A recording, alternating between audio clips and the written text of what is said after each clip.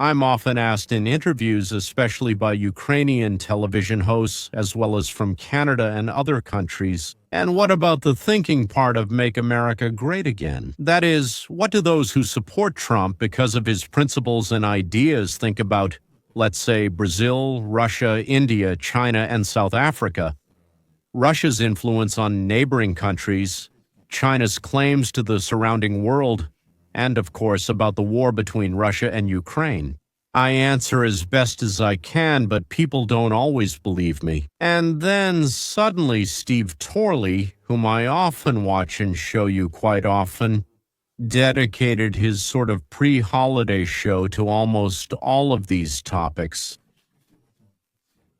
I want you to listen to him with my comments, of course, so you can understand that what I was telling you is true. Truth. Exactly. Thank you. As I said, a thinking person thinks just like that.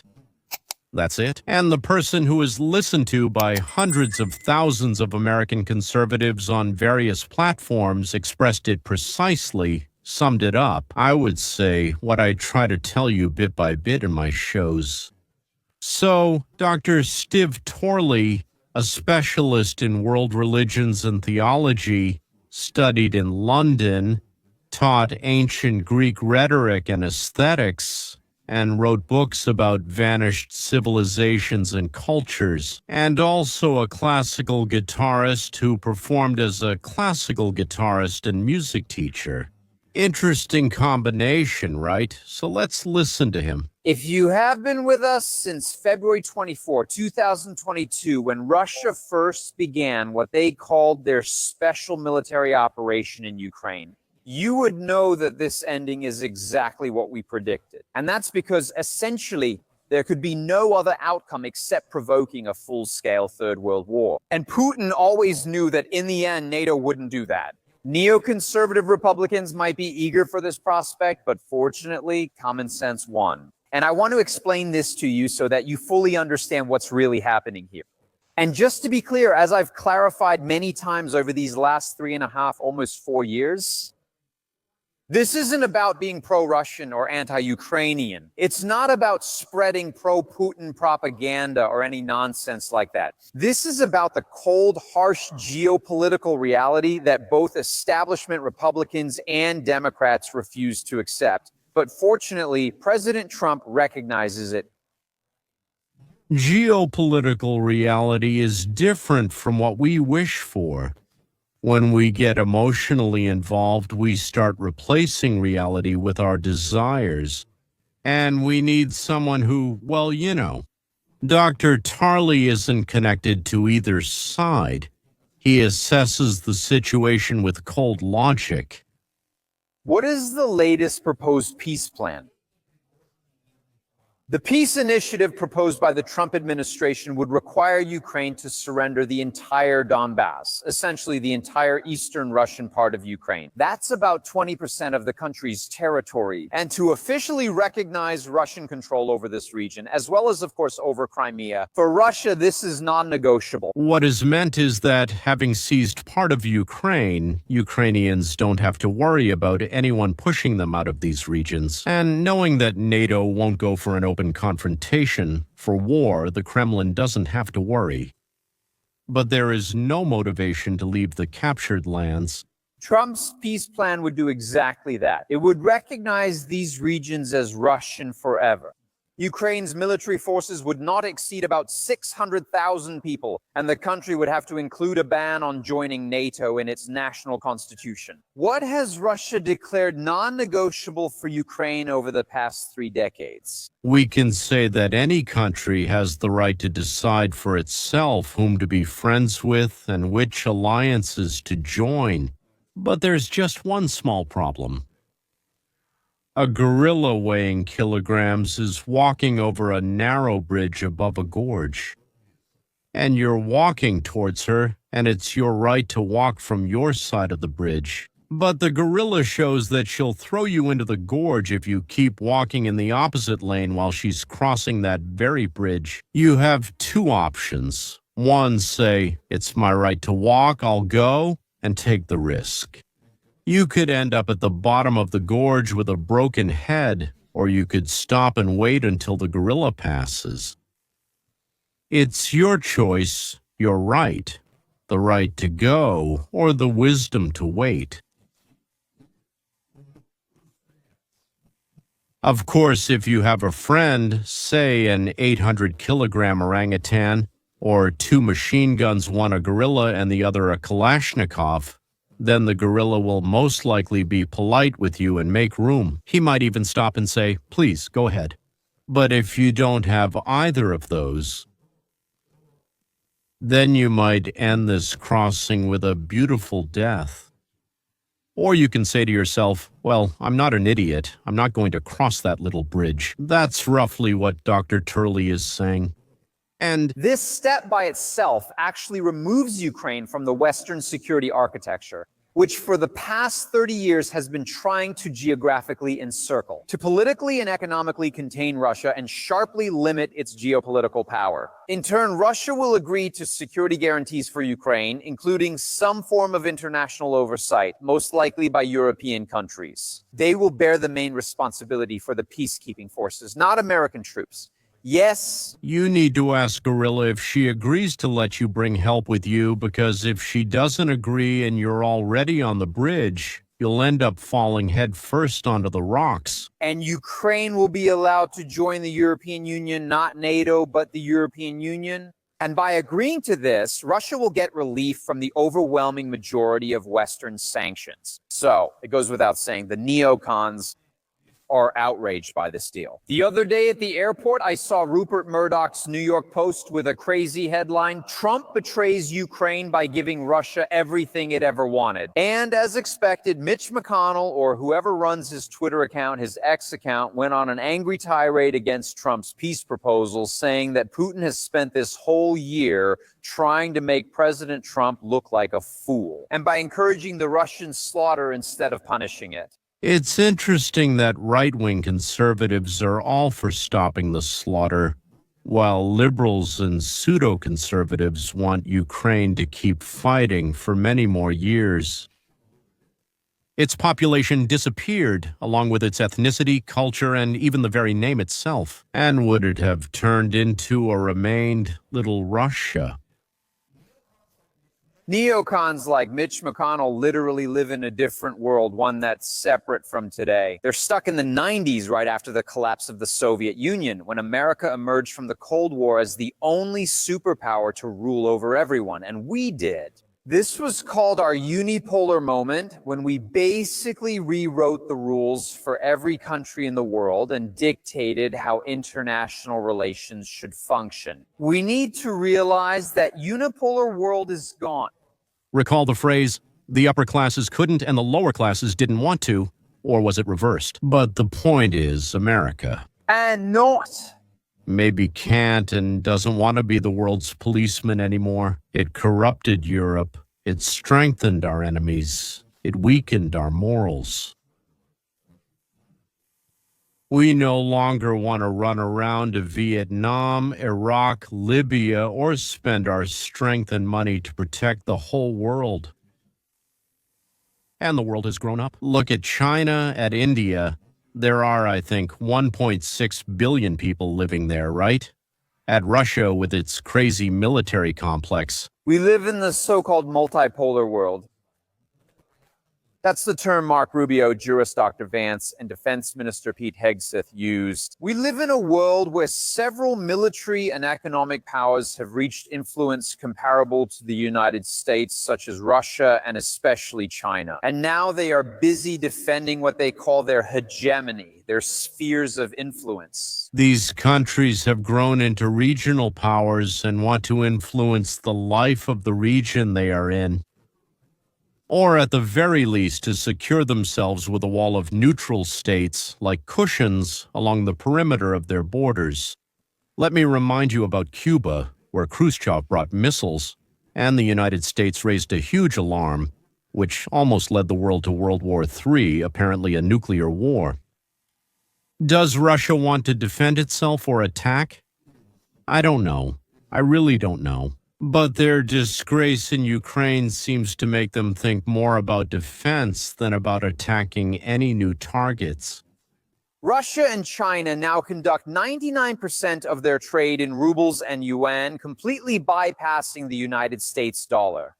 Back in March 2022, we disconnected Russia from Society for Worldwide Interbank Financial Telecommunication, the international financial transaction platform we control. All right, we excluded them from Society for Worldwide Interbank Financial Telecommunication. We froze their assets abroad. We imposed thousands of sanctions. But they were prepared for this. For the past 10 years, they have built a parallel financial system mainly with China. They connected to the Chinese version of Society for Worldwide Interbank Financial Telecommunication, SIPS, which in 2024 processed $24.5 trillion, 43% more than the previous year. It connects 4,900 banks around the world. And Russia simply restructured its oil and agricultural trade entirely around the Brazil, Russia, India, China, and South Africa countries, which are a parallel to the G7. By kicking Russia out of Society for Worldwide Interbank Financial Telecommunication and imposing sanctions, we cemented the alliance of countries that didn't want to depend on the United States of America. And since our politicians change depending on the president and the party, they've freed themselves from the swings from one political doctrine to another. Percent in local currency. So while McConnell is talking about putting pressure on Russia, the Brazil, Russia, India, China, and South Africa countries have already created a parallel world economy that is resistant to sanctions. Western sanctions did not break Russia. They accelerated a new global financial order that doesn't need American permission to exist. Let me clarify. I'm not saying that's how it should be. I'm just saying that's how it is. I'm describing, not prescribing. The International Monetary Fund reported that Russia's gross domestic product grew by almost 4% in 2024, surpassing the United States that year. Sanctions didn't break them. All the sanctions did was speed up Russia's separation from the West, actually making it immune to sanctions. Again, I keep hearing this from establishment Republicans and Fox commentators. They act and talk as if it's still 1996, as if Yeltsin is still lying unconscious in a drunken corner. Those days are gone. And that's why we've been saying on this channel since the first day of the conflict that this war will inevitably end solely on Russia's terms. The question is, why? And why won't we or Europe intervene?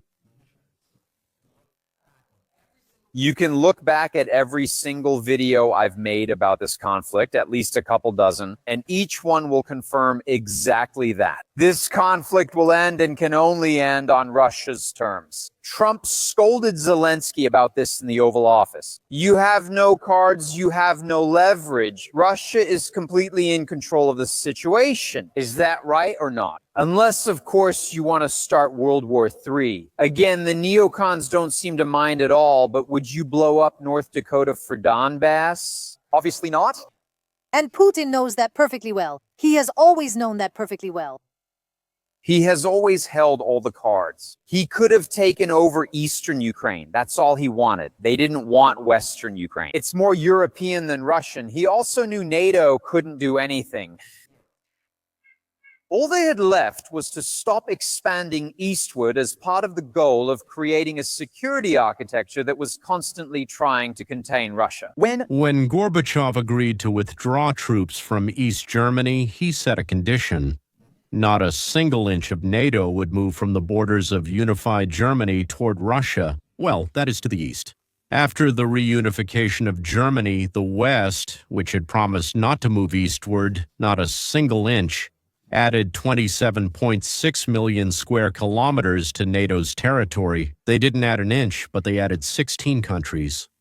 Not an inch, but 16 countries joined. This was after the vow not to advance. You mean closer to Russia, right? Poland, Czechia, Hungary, Bulgaria, Romania, the Baltic countries, Albania, and Croatia joined NATO. And quite recently, after Russia attacked Ukraine, Finland and Sweden also joined. What do you think, Russians? Do they trust the promises of the United States, European Union, and others? I think just as much as NATO believes Russia. So, obviously, let's see how this peace agreement goes, but it looks promising.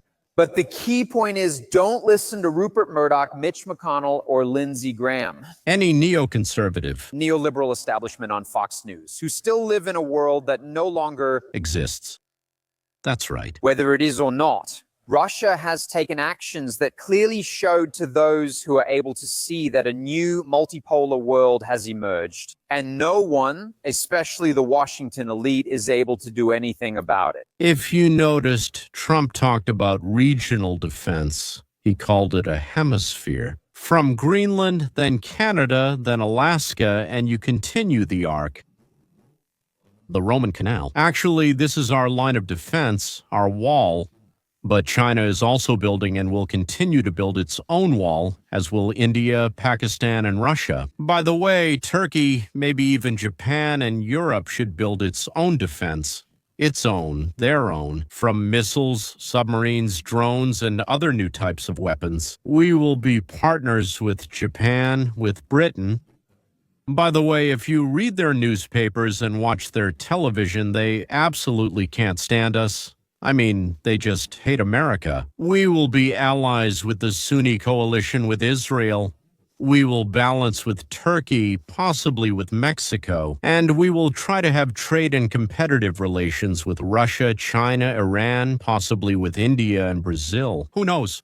But we will remove our bases, ladies and gentlemen, from all over the planet and place them along the perimeter of our defense and our trade routes. That's how it used to be done.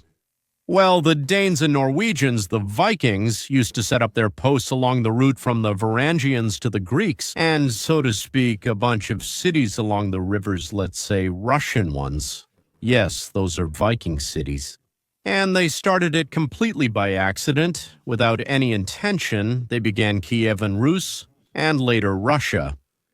Like the Chinese, by the way, who also built and protected the Silk Road, and the Europeans tried to bypass the Ottoman Empire, which controlled and protected all the sea routes to India.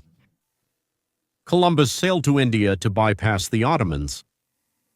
Nothing was new.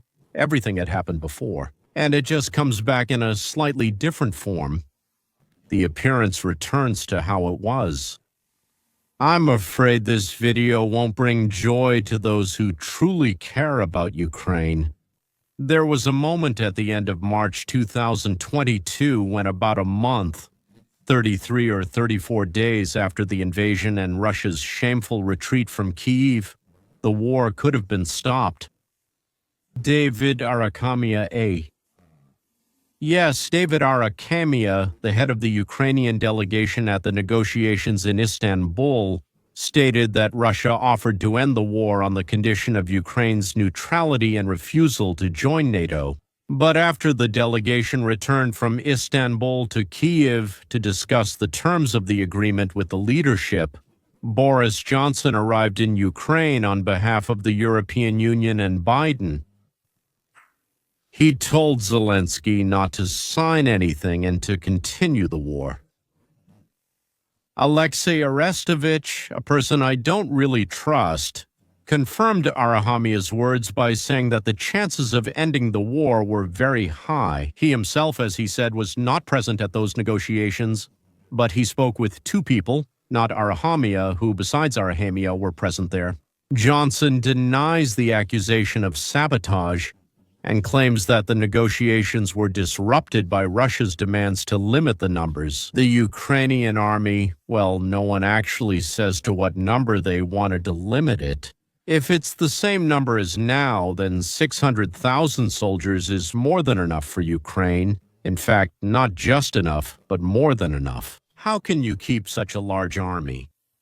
From the beginning of the invasion to the start of negotiations, 34 days passed. So the Blitzkrieg failed, and basically the Kremlin really didn't want to get involved in, well, let's say long-term military actions. Russia aimed to avoid disgrace, while Western Europe and the United States under Biden, for some reason, wanted the violence to continue. Continuation, well, yes, they didn't continue it, but the massacre has been going on for how long now? 3.5 years have claimed 400,000, and by other estimates, up to 500,000 lives in Ukraine, and it has forced 7 million people from their homes and settled places. I'm told the numbers are even higher now, but it doesn't matter. 7 million Ukrainians, many of whom will never return home. I'm not saying that the leadership of Ukraine is not to blame. They are adults, it's their country, and the decision was theirs. And this decision to continue the war has cost Ukraine blood, suffering, deaths, forced emigration, ruined lives, and the loss of statehood, maybe even independence. Right now, the leadership of Ukraine faces the same dilemma, and the lives and fates of millions of their fellow citizens will depend on what they decide. The situation is further complicated by the fact that, over these years, many have managed to steal some serious money, what they call uncountable sums. And now the end of the war means to be continued. I would put it that way. For some members of Zelensky's government, it could mean possible arrest, disgrace, imprisonment, or even execution. That's why making the decision to stop the fight, but for them, the fight, is incredibly difficult. They'll come up with all sorts of other reasons, but they'll say and shout that under no circumstances, absolutely not, because otherwise they'll attack us again. Let them take over now, sure, go ahead, but in 2-3 years, no way, absolutely not. All right. At least the Americans won't grant absolution, they won't give an indulgence. That's why there will be no amnesty for the thieves. I know this is very unpleasant news for many, but nevertheless there will be no amnesty for the thieves. That's all, ladies and gentlemen. Until next time.